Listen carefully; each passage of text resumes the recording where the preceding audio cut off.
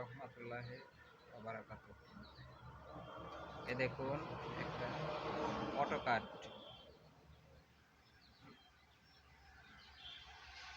DC IPS তৈরি করলাম। আইপিএসটি সম্পূর্ণ হয়েছে।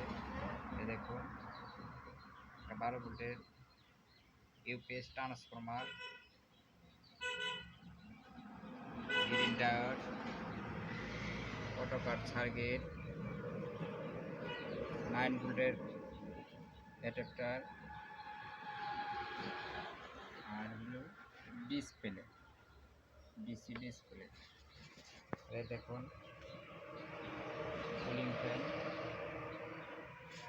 সম্পূর্ণ ওকে করেছি।